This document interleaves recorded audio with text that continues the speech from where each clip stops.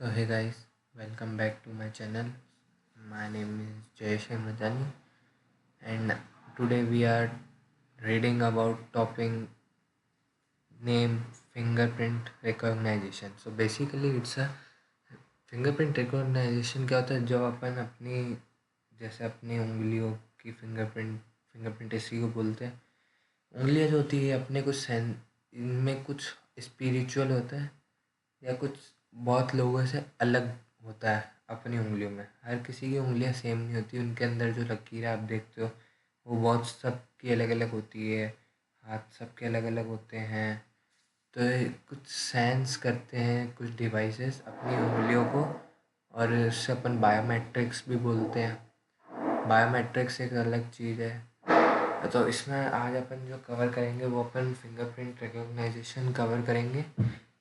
इसके अंदर बहुत सारे टॉपिक्स हैं, जैसे इस नीचे गए तो सबसे पहले अपन देखेंगे इंट्रोडक्शन टू बायोमेट्रिक्स।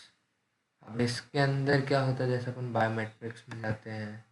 बायोमेट्रिक्स क्या होता है, ये बायोमेट्रिक्स सबसे पहले साइंस ने इसकी खोज की है सबसे पहले, और ये एक टेक्नोलॉजी जो अपन को मेजरिंग करना सिखाती है और किसी भी डेटा बायोलॉजिकल डेटा को ह्यूमन मतलब जो अपन इंसान है, इंसान के बायोलॉजिकल डेटा को एनालाइज करना सिखाती है।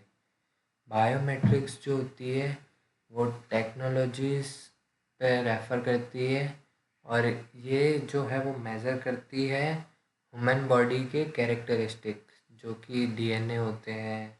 डीएनए से भी आ जा फादर मदर होते हैं, तो सन जो उनके बेटे होते हैं या बेटियाँ होती है उनका डीएनए मैच होता है, किसी और का नहीं होता है। सिर्फ रिलेशन में जो होते हैं उनका ही होता है। फिंगरप्रिंट सबके अलग अलग होते हैं। अपनी जो आई होती है उसके अंदर जो रेटिना होती है वो सबकी अलग अलग काम करती है।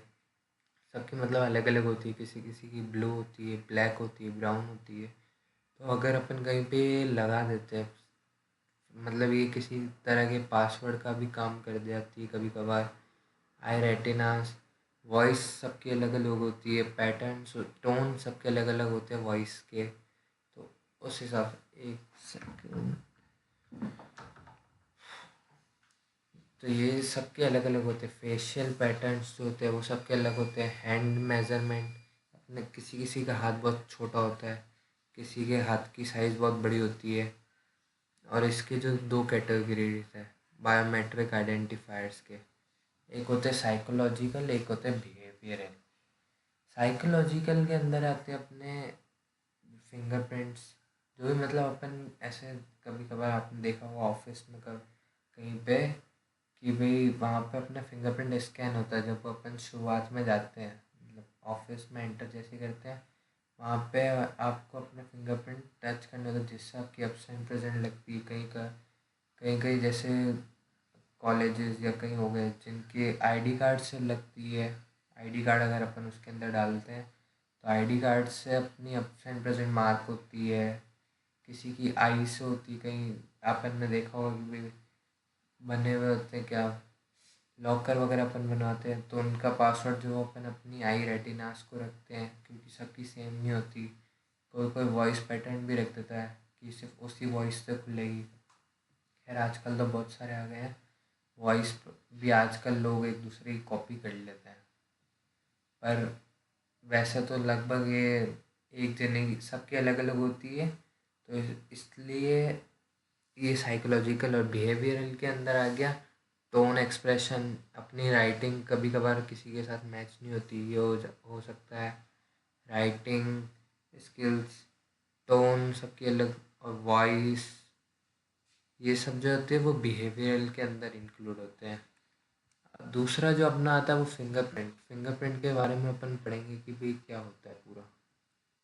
तो फिंगरप्रिंट जो होता है वो एक तरीके का पैटर्न होता है फिंगर का। जैसे अगर अपन देखते हैं तो सबकी फिंगर होती है, इसका पैटर्न सबका अलग अलग होता है। किसी के यहाँ पे अब जैसे मेरे ऐसे लाइनें जा रही है, या हैंड्स पे देखेंगे, फिंगर पे देखेंगे, सबकी अलग अलग लाइनें जा रही होती है। तो सबका अलग अलग पैटर्न होता है, किसी भी ह्यूमन का सेम वैसे तो नहीं होता है। और अब इसके आगे अपन बढ़ते हैं तो each individual has unique in fingerprints.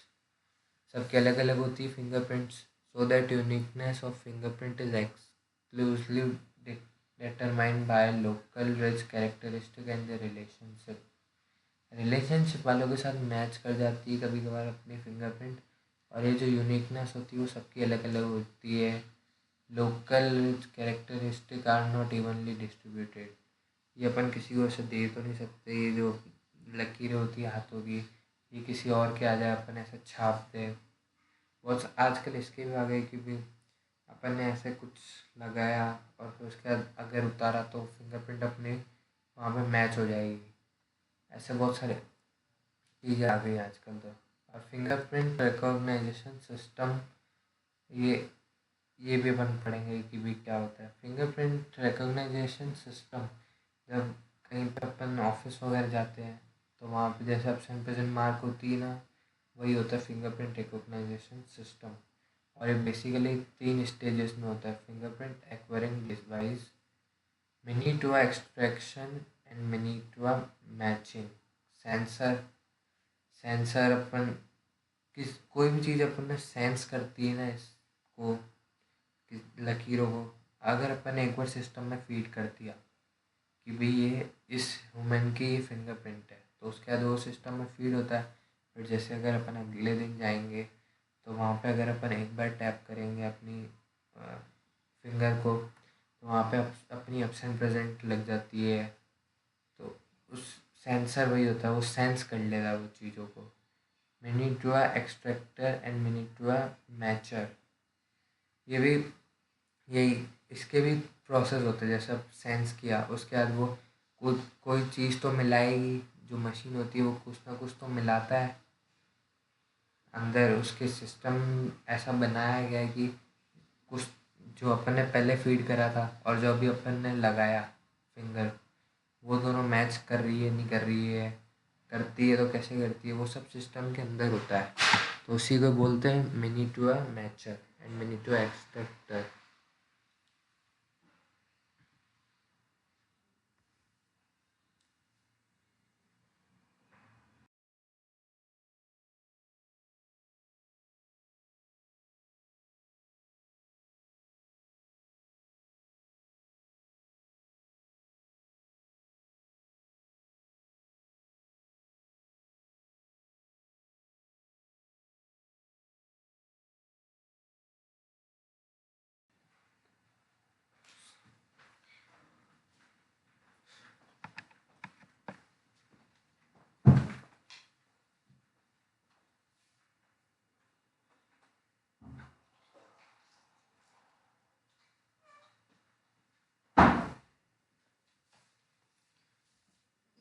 तो मैं कहा था फिंगरप्रिंट रिकॉग्नाइजेशन सिस्टम, ये सबकी अलग अलग होती है। उसके डिसएडवांटेजेस भी होते हैं, एडवांटेजेस भी होते हैं कि वो अपन अभी पढ़ेंगे। सबसे पहले अपन एक बार जो शुरुआत से पढ़ा था वो अपन देख लें। सबसे पहले fingerprint recognition system outline biometrics. ये तो मैंने जो अपनी पावर पॉइंट में एक प्रेजेंटेशन आप सबके लिए तैयार की है, बस वो है। ये तो बायोमेट्रिक्स अपन ने पढ़ लिया।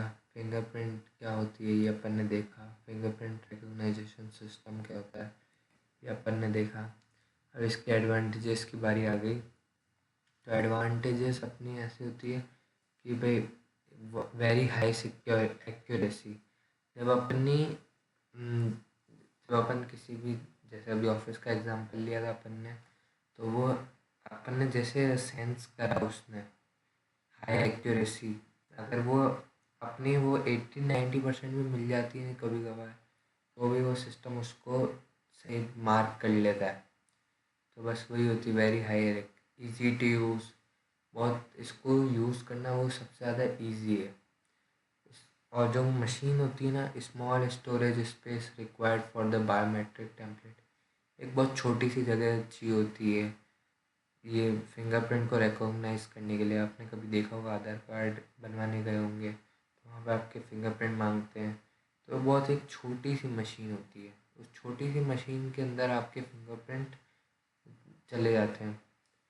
और वो देखा होगा आपने, ऊपर कांच लगा होता है, नीचे मशीन होती है, वो अपना सेंस कर लेती है कि भाई कैसे अपनी लकीरें यहाँ से मुड़ रही है, यहाँ से टेढ़ी हो रही है, ऐसे करके। तो मतलब बहुत छोटी सी जगह चाहिए होती है बायोमेट्रिक के लिए।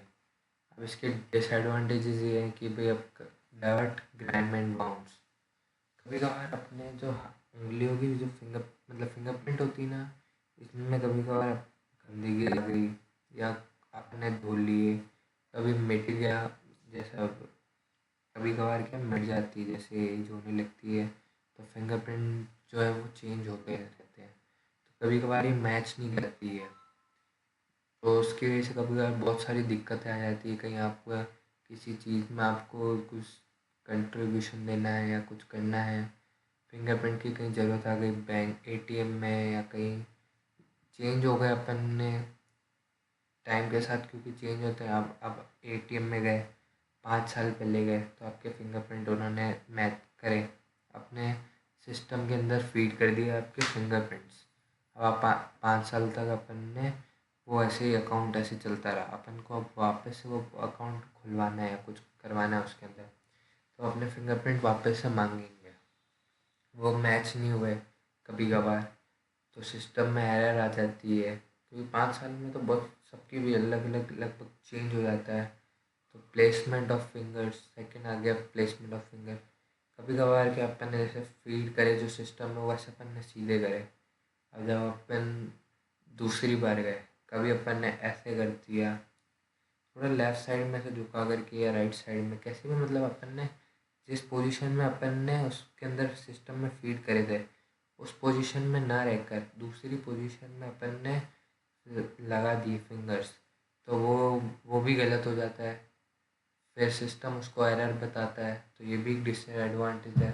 कैन बी फूड, ये अपन ने पढ़ा है कि भाई 5-10 साल बाद अपने फिंगरप्रिंट से वो चेंज हो जाते हैं, क्योंकि टाइम के साथ बहुत सारी चीज़ें चेंज हो जाती है। अपने आईज जो होते हैं उस वो इतनी स्ट्रॉन्ग नहीं रह पाती, या ये भी अपन ने कहीं पे लगाया हुआ होता है।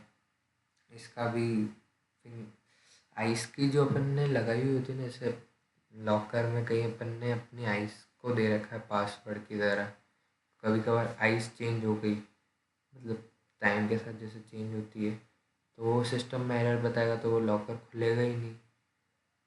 ऐसी बहुत सारी चीज़ें होती है। तो ये इसको एप्लीकेशंस, और एप्लीकेशंस के अंदर जैसे बैंकिंग सिक्योरिटी, अभी अपन ने बात की, जैसे एटीएम सिक्योरिटी। एटीएम में अपन गए, वहाँ पे अपन को इस फिंगरप्रिंट काम में आ सकती है। कार्ड ट्रांजैक्शन के टाइम पे काम में आ सकती है फिंगरप्रिंट, कभी कभार मांग लेते हैं। फिजिकल एक्सेस कंट्रोल, अपन को एयरपोर्ट पे कभी कभार अपने फिंगरप्रिंट की ज़रूरत पड़ती है, तो उसके फिजिकल एक्सेस कंट्रोल, अब सामने भी कभी कभार अपन से फिंगरप्रिंट मांग लेते हैं। इंफॉर्मेशन सिस्टम सिक्योरिटी, ये अपन बाद में पढ़ेंगे। पासपोर्ट कंट्रोल, पासपोर्ट में भी अपने फिंगरप्रिंट मैच किए जाते हैं, कभी कभार आपने देखा हो तो पासपोर्ट में भी चाहिए रहते हैं फिंगरप्रिंट। प्रिजनर प्रिज, अब जेल में जेल में भी सब सारे कैदियों की फिंगरप्रिंट लिए जाते हैं। तभी कभी कभार अगर कोई कैदी भाग जाए वहाँ से, प्रिजन को एस्केप कर जाए, तो वो अपन को कैसे पता पड़ेगा। अब जैसे 1000 कैदी है, तो उनमें से गिनने तो नहीं बैठेंगे एक एक बार, तो वो सब क्या करते हैं, फिंगरप्रिंट उनके लगवाते हैं, फीड करवा देते हैं अपने सिस्टम में। तो जैसे वो कहीं लेके आते हैं उनको बाहर से, कहीं भी कुछ काम कराने लेके गए, वापस लेके आ रहे हैं, तब उनको कैसे पता पड़ेगा कि भाई कैदी कोई मिसिंग नहीं है या कुछ नहीं है, कोई है नहीं वहाँ पे। तो वो पता पड़ता है, वो फिंगरप्रिंट फिर लगवा के देखते हैं, फिर सिस्टम बता देता है कि भाई कैदी नंबर ये, और उसका फ़ोटो भी आ जाता है कभी कभार कि भाई ये कैदी नंबर गायब है यहाँ से। वोटिंग के टाइम पे भी काम में आ जाता है, अपने फिंगरप्रिंट वोट के टाइम पे आपने देखा होगा डलते हैं। आइडेंटिफिकेशन ऑफ मिसिंग क्रिमिनल्स बताया अभी। आइडेंटिफिकेशन ऑफ मिसिंग चिल्ड्रन, जो मिस हो जाते चिल्ड्रन, कभी कभार बच्चे जो होते हैं वो गुम हो जाते हैं, तो उनकी आइडेंटिफिकेशन के लिए भी काम में आ जाती है कि भाई पुलिस वाले जो होते हैं वो पहले से सिस्टम में उनके पास जैसे आधार कार्ड का रहता है, फीड रहता है, आधार कार्ड वो एक्सेस करवा लेते हैं।